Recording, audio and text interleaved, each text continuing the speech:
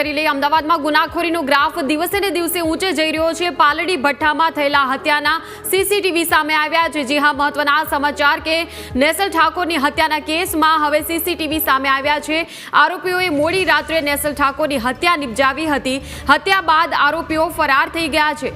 CCTV પ્રમાણે વહેલી સવારે 4:27 આ બનાવ બન્યો હતો।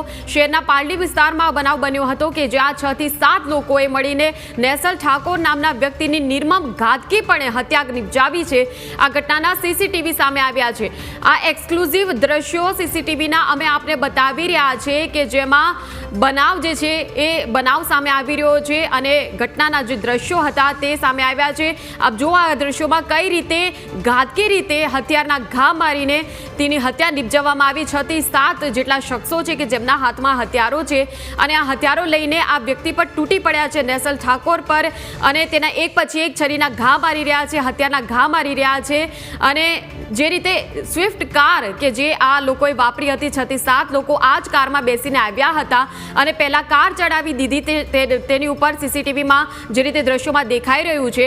કાર ચડાવ્યા બાદ પછી આ 6 થી 7 જેટલા શખ્સો કે જે હથિયાર લઈને તૂટી પડ્યા હતા અને એક પછી એક ઘા મારીને નિર્મમપણે તેની હત્યા નિપજાવી છે।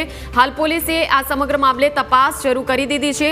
આખા વિસ્તારને કોર્ડન કરીને તપાસ શરૂ કરી દેવામાં આવી છે। ફોનલાઈન પર સંવાદદાતા મિહિર જોડાઈ ગયા છે। મિહિર, સીસીટીવી સામે આવ્યા છે પાલડી હત્યાના બનાવમાં, શું વિગતો?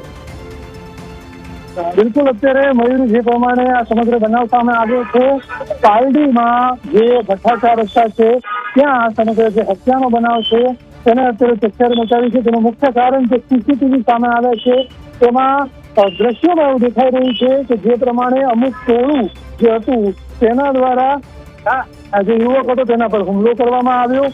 આ યુવક જે પોતે નીચે પડી ગયો તેને ધક્કો મારી નીચે પેલા પાડવામાં આવ્યો, ત્યારબાદ ધારદાર જે શસ્ત્રો હતા, જે હથિયારો હતા તેના દ્વારા તેના પર વાર કરવામાં આવ્યો। જે પ્રમાણે આપે આ દ્રશ્યોમાં જોયું, સીસીટીવીમાં જે પ્રમાણે જોયું કે વારંવાર તેના પર ધારદાર જે તીક્ષ્ણ હથિયારો હતા તેનાથી વાર કરવામાં આવ્યો અને ત્યાં સુધી વાર કરવામાં આવ્યો કે જ્યાં સુધી તે યુવક હતો તે મૃત્યુ ના પામે।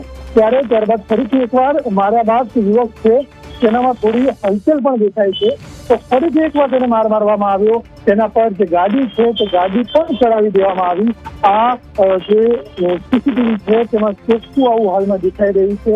ચોક્કસથી જે પણ પ્રકારની અંગત અદાવત હશે, જે પણ પ્રકારનો કોઈ પણ પ્રકારનો ઝઘડો હશે, પરંતુ અમદાવાદ હવે કેટલું સુરક્ષિત છે તે અહીંયા ઘણા સવાલો છે। એ સીસીટીવી સામે આવ્યા છે જેને તારા બહુ જ ગંભીર જે સીસીટીવી જે દ્રશ્યોમાં દેખાઈ રહ્યા છે ખૂબ જ ગંભીરપણે અત્યારે આ બાબતને પોલીસ દ્વારા લેવામાં આવી જોઈએ। તેનું મુખ્ય કારણ કે જે પ્રમાણે આવી રીતે ખુલ્લામાં 4 રસ્તે જે ધારદાર હથિયારોથી આ યુવકને મારવામાં આવ્યો અને ક્યાંક ને ક્યાંક પોલીસની સામે ચેલેન્જ કરવામાં આવ્યો છે કે અત્યારે અમદાવાદ જે સુરક્ષિત કહેવામાં આવે છે તેમાં આવી રીતે બનાવ છે તે બની શકે।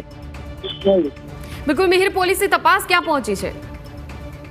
બિલકુલ, પોલીસ તપાસ અત્યારે હાલમાં જે પ્રમાણે સીસીટીવી અને પૂછપરછથી શરૂ છે। અગાઉ પ્રાથમિક માહિતી એવી રીતે આવી હતી કે જે યુવક છે તે નેસલ ઠાકોરના તેનું નામ છે અને તે પોતે અહીં જે યુવકો છે તેના દ્વારા તેને જે આવ્યો તેનો પીછો કરવામાં આવ્યો છે કે કેમ હશે તે અત્યારે વિગત સામે નથી આવી, પરંતુ અત્યારે હાલમાં તેને અહીંયા ધક્કો મારીને તેના પર હુમલો કરવામાં આવ્યો ને ત્યારબાદ તેના પર ગાડી ચડાવીને જે પણ લોકો હતા તે પોતે અહીંથી નાસી ભાગ્યા છે। એટલે ચોક્કસથી અત્યારે હાલમાં પોલીસ છે તે જે મૃતક છે તેની જે મૃતદેહ હતો તે યોગ્ય જગ્યાએ હોસ્પિટલે લઈ ગયા છે અને ત્યારબાદ હવે આગળની તપાસ મુખ્ય એ રહે છે કે આરોપીઓ કોણ હતા, કારણ કે સીસીટીવીમાં જે ગાડી દેખાય છે તે ગાડીનો નંબર શું જે પોલીસ તપાસ છે તે આગળ વધશે। સાથે જ આજુબાજુના જે પણ લોકો જે તે સમયે અહીંયા નાઇટ ડ્યુટી જો કોઈ કરતા હશે, કારણ કે સવારનો 4 વાગ્યા આજુબાજુનો આ સમય છે જ્યારે જે સીસીટીવી છે તેમાં આવી રીતનું દેખાઈ રહ્યું છે।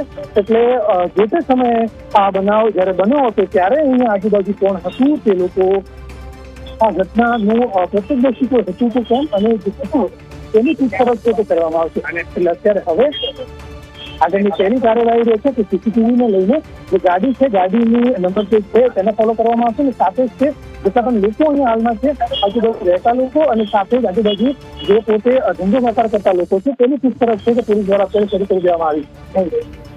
બિલકુલ, આભાર મિહિર સમગ્ર માહિતી બદલ।